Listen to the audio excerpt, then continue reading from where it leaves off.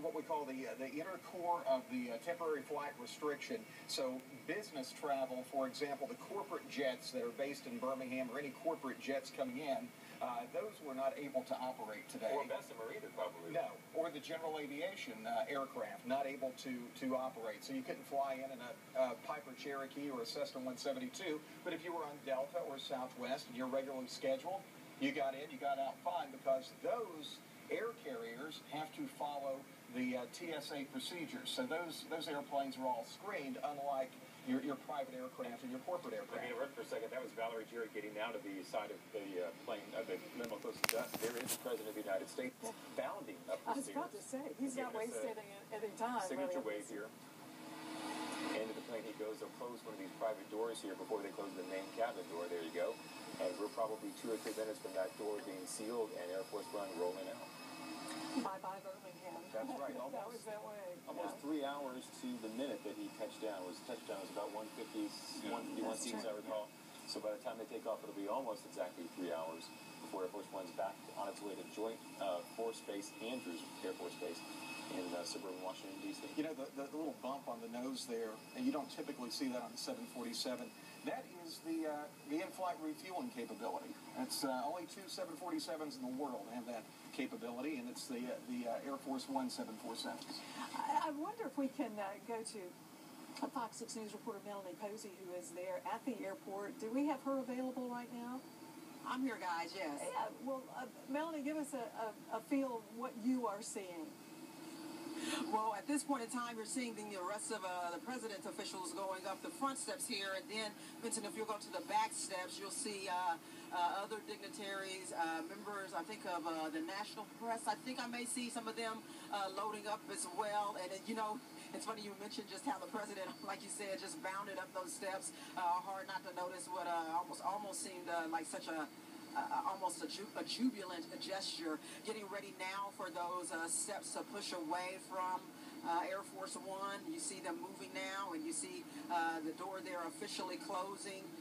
Folks here just really silent and respectful right now as we're watching the final moments of the president's stay here in Birmingham, or visit here in Birmingham, and you see some of those vehicles in the motorcade pulling off right now as well. Guys, the beasts, as you mentioned, pulling off now as well. Really, to see them in person is really jaw-dropping. They are definitely a sight to see. Those humongous tires and just the vehicles themselves are just really such a sight. I was going to say, Melanie, just having seen the motorcade in person a couple of weeks ago, you know, it just never ceases to impress you how many cars, SUVs and vans it takes to move this one gentleman around, and the people, of course, associated with them. Always an ambulance, always Secret Service personnel, weaponry, etc. in there. It's pretty impressive.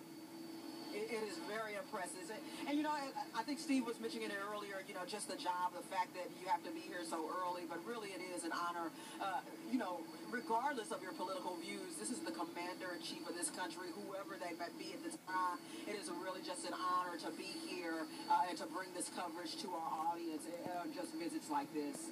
But yeah, that motorcade, as it continues to go, it just goes and goes and goes.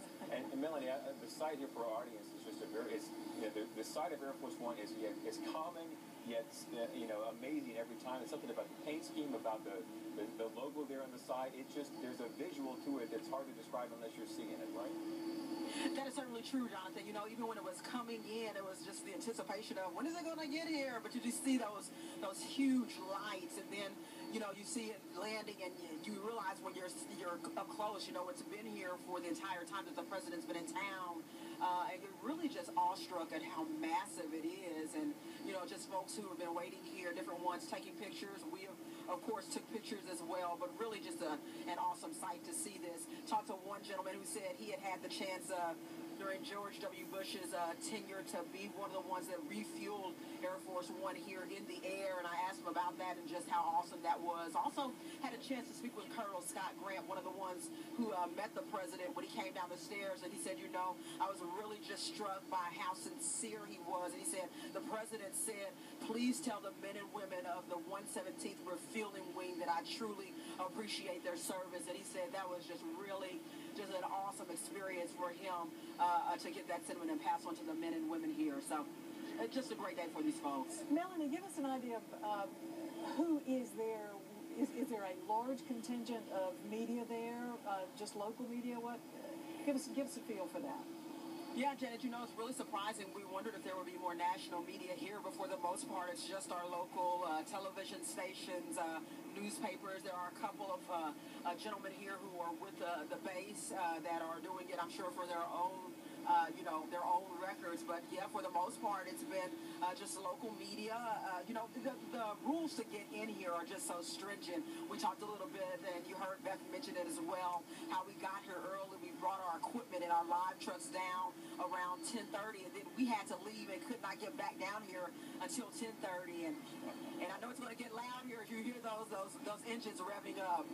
Really exciting. I believe those are what kind of engines are they? Oh, that's what they're doing. They're actually starting. Some people appreciate a white and you smell it as well. Yeah, but You certainly smell it as well. Yeah. Okay, that's great. Those other vehicles that we just saw circle a plane, they're getting into what sort of aircraft? Well, it's not here yet. C-17. What's going to happen? You're going to see a number of those vehicles go down the taxiway as Air Force One takes off. They're going to be kind of chasing the airplane as far as they can catch it. The airplane's going to quickly outrun. What you're hearing right now, they were starting up the remaining engines. They didn't have them all burning at the same time. So now we're taxiing out to the end of runway 24. Let's just let you enjoy these pictures as Air Force One and President Obama aboard departs Birmingham Shuttlesworth International Airport.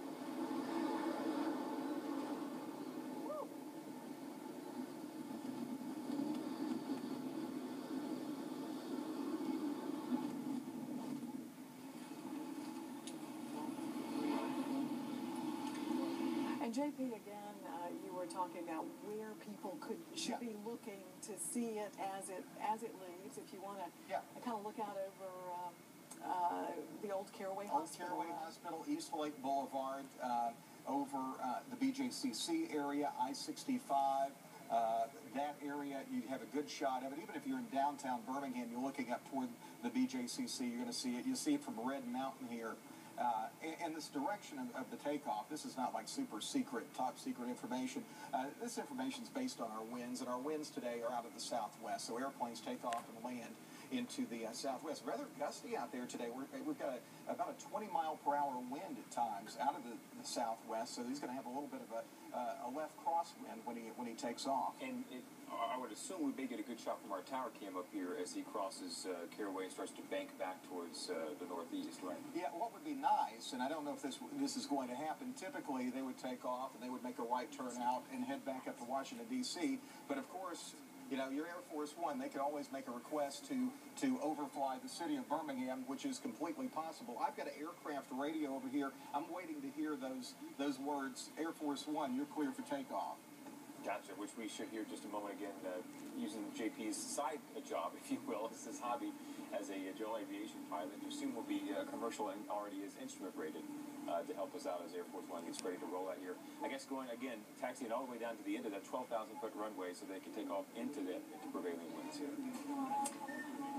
As we watch Air Force One turning around. And he may be doing right now is because it's a 12,000-foot runway, and to prohibit that's a law taxi.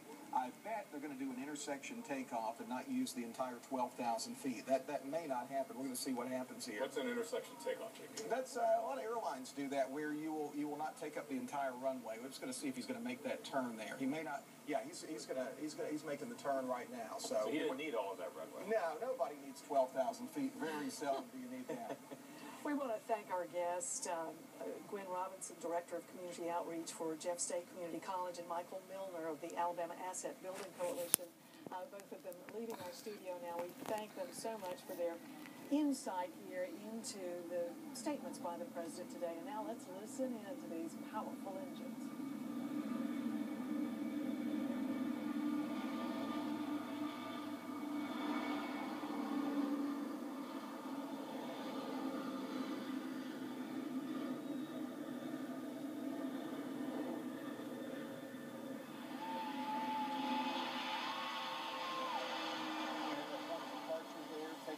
About 150 miles per hour off the runway 24 at Birmingham Shuttlesworth International Airport. And now we'll begin to bank here to the northeast. We may be able to pick him up on our tower cam. We may lose him here as Air Force One is airborne. Now, there we go. There's a beautiful shot as it lifts out over the city of Birmingham. And you could hear a little cheer Yeah. there as just as it was wheels up. So there goes President Barack Obama headed back to Washington, D.C.